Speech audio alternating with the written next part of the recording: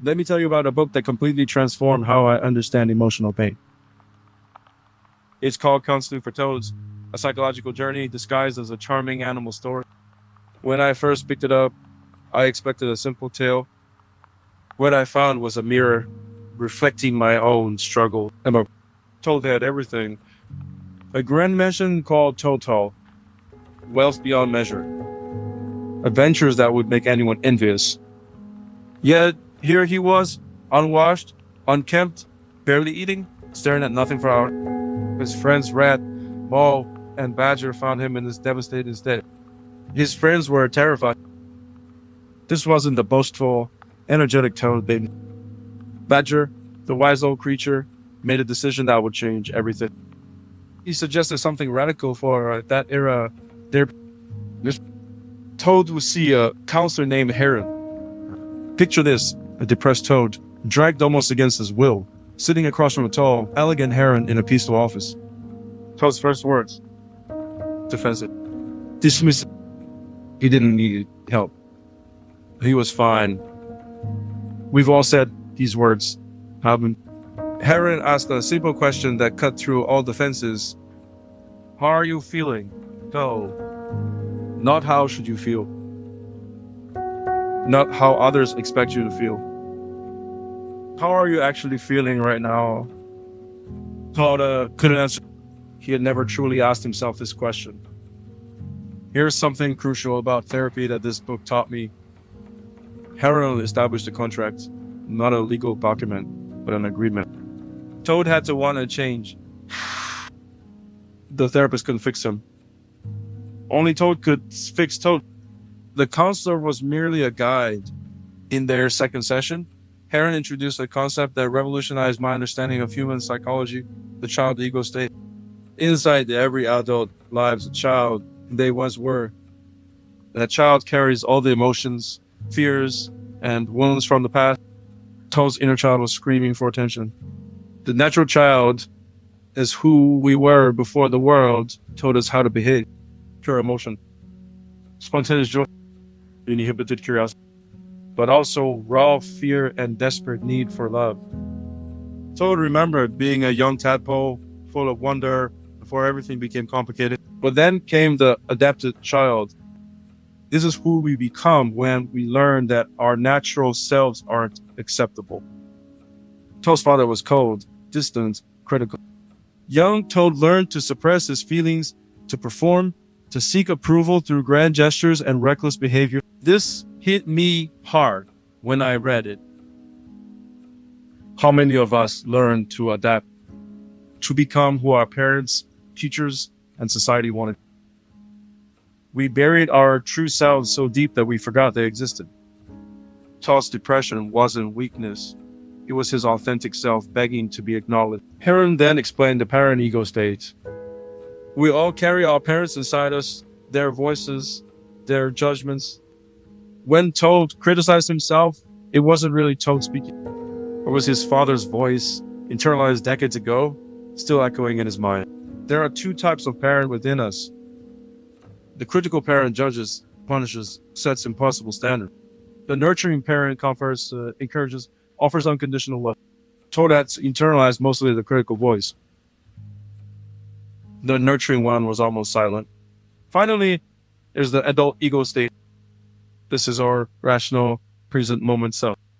The adult observes without judgment, processes information logically, and makes conscious choices. The goal of therapy: strengthening the adult so he can manage a child and parent within. In one powerful session, Toad finally broke down. He wept, really wept, for the first time in years. He mourned the childhood he never had. The father who never said, proud of you. The mother who was too consumed by her own unhappiness to truly see him. Heron didn't try to fix Toad's tears. He didn't offer platitudes or quick solutions. He simply witnessed. He was present. And in that witnessing, something profound happened. Toad felt seen, perhaps for the first time in his entire life. Heron introduced another transformative concept: life position. These are the fundamental beliefs we hold about ourselves and others. There are four positions, and they shape everything about how we experience the world and relate to people around us. Of the first position, I'm not okay, you're okay. This was Toad's default. He felt fundamentally flawed while everyone else seemed to have life figured out. This position breeds depression, anxiety, and desperate attempts to please others. Sound familiar? The second position, I'm okay, you're not okay. This is the position of the bully, the narcissist, the person who elevates themselves by diminishing others. Interestingly, Toad sometimes swung to this extreme. His boasting and reckless behavior were overcompensation. The third position, I'm not okay, you're not okay. This is the darkest place. Hopelessness. Nothing matters. No one can help. Life is meaningless. People in this position have given up on themselves and the world. This is where severe depression lives. The fourth position, I'm okay, you're okay. This is psychological health. It means accepting yourself with all your flaws while respecting others as equals. Not superior. Not inferior. Just human, or in Toad's case, just Toad. This became Toad's goal. Here's the profound truth. Heron revealed we choose our life position in childhood, usually before age 5. A child who feels unloved decided not okay. And that decision, made by a child who couldn't possibly understand the complexity of life, rules us for decades. But here's the liberating part. What was decided can be undecided. As adults, we have the power to examine these childhood conclusions and choose differently. Toad wasn't doomed to feel not okay. He could rewrite his internal script. Heron taught Todd about psychological games, the unconscious patterns we repeat in relationship. Toad played form constantly. He would create disasters, then wallow in self-pity when others rescued. I was a way to get attention without asking directly. Every psychological game has a payoff. For Toads, playing victim and never having to take responsibility. If he was helpless, he couldn't be blamed. If he was broken, he couldn't be expected to succeed. His depression, in a twisted way, protected him from the terror of trying and failing. One session changed everything. Heron asked Toad about anger. Toad insisted he never felt angry. He was too depressed for anger. But Heron pushed deeper. Depression, he explained, is often anger turned inward. Toad wasn't sad. He was furious. At his father, at himself, at life. Heron gave Toad permission to feel his anger. Not to act on it destructively, but to acknowledge it. To say I'm angry that my father never loved me properly. I'm angry that I wasted years trying to earn approval that would never come. The relief was immediate. After anger came grief. Toad mourned not just his childhood, but the fantasy of the childhood he wished he had. He grieved the father who might have been loving, the mother who might have been present. This grief was necessary. You cannot heal what you refuse to mourn. Then came the hardest part. Heron helped Toad understand that, while his parents shaped him, he was now responsible for himself. Blaming them forever was another way of staying stuck. At some point, we must stop being victims of our past and become authors of our future. Change didn't happen overnight. Toad started small. He began taking care of himself, bathing, eating properly, taking walks. He practiced noticing when his critical parent voice spoke and consciously choosing a different response. Each small victory built upon the last. Toad began repairing his friendship. He apologized to Rat for years of self-centered behavior. He thanked the Badger for the tough love that pushed him toward therapy. He stopped playing games and started having real conversations.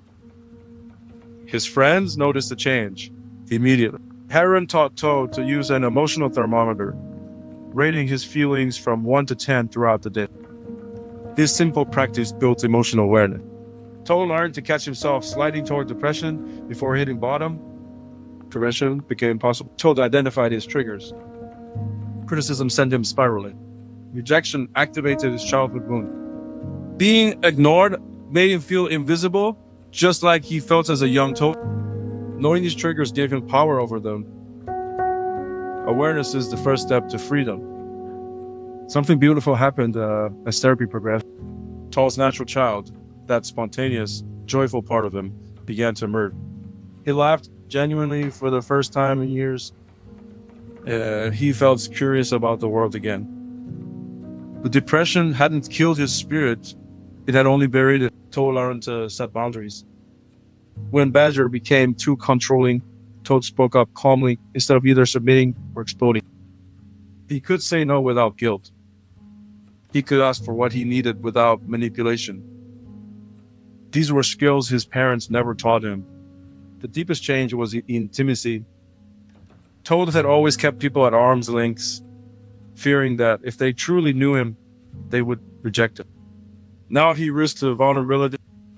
He shared his fears, his dreams, his authentic self, and he discovered that real connection required real honesty. After tea sessions, Heron suggested they were nearing the end. Toad felt a mix of pride and fear. Could he maintain these changes without weekly support? Heron reminded him that the goal was never dependency. It was building internal resources that would last a lifetime. How do you measure psychological growth? Heron asked to rate himself again on the emotional thermometer. At the beginning, Toad had been a 2, barely functioning. Now he consistently rated himself at 7 or 8. Not perfect happiness, but genuine well-being. Toad had integrated his different parts. His child still felt emotions intensely, but his adult could manage them. His internal parent voice had shifted from critical to nurturing. He wasn't a different Toad, he was finally fully himself. In their final session, Heron offered parting wisdom. Healing isn't a destination, it's a practice. There would be difficult days. Old patterns might resurface. But Toad now had tools, awareness, and most importantly, compassion for himself. That would be enough. Toad walked out of that office a changed creature. The sun seemed brighter. The air smelled sweeter. He wasn't cured. That's not how psychology works. But he was awake. He was present. He was, for perhaps the first time, truly alive. Reading this book changed me. I recognized myself in Toad, the childhood wounds, the adapted behaviors, the life position of not okay. I had been living according to scripts written by a frightened child. It was time to rewrite them. If you're struggling, know this: seeking help isn't weakness. It's the bravest thing you can do. Toad's friends pushed him toward therapy, but ultimately, he chose to show up. He chose to be honest. He chose to change. That choice is available to all of us. Take a moment today to connect with your inner child. What did that child need and never receive? What decisions did that child make about themselves and the world? Those ancient conclusions might still be running your life. Awareness is the beginning of freedom. Which life position do you operate from? Do you feel fundamentally flawed while others seem fine? Do you protect yourself by looking down on others? Or have you given up entirely? The position often okay, you're okay is a choice we can make every single day. What psychological games do you play? Do you seek attention through crisis? Do you rescue others to feel needed? Do you persecute to feel powerful? Recognizing our games is uncomfortable, but it's the only way to stop playing them and start living authentically. Depression isn't your enemy, it's a messenger. It's telling you that something in your life needs to change. Perhaps you're living inauthentically. Perhaps old wounds need healing. Perhaps your inner child is crying out for attention. Listen to the message before shooting the messenger. Healing is not a one-time event. It's a daily practice. Some days you'll feel like the transformed Toad, confident, connected, alive. Other days, old patterns will pull you back. That's not failing. That's being human. The practice is in returning again and again to awareness. He thought that ridiculous, boastful, self-sabotaging creature could transform. It's okay. You are worth the effort of healing. You are worth the discomfort of growth. You are worth the investment of time and energy that therapy requires. Your inner child is waiting to be seen. I invite you to reach counseling for touching yourself. Let us journey illuminate your own. And remember the fact that you're seeking understanding, watching videos like this, thinking about your inner life, that already shows tremendous courage. You're already on the path. Thank you for joining me on this journey through Toad's transformation. May you find the courage to face your own shadows, the compassion to embrace your inner child, and the wisdom to know that healing is always possible. Until next time, be kind to yourself.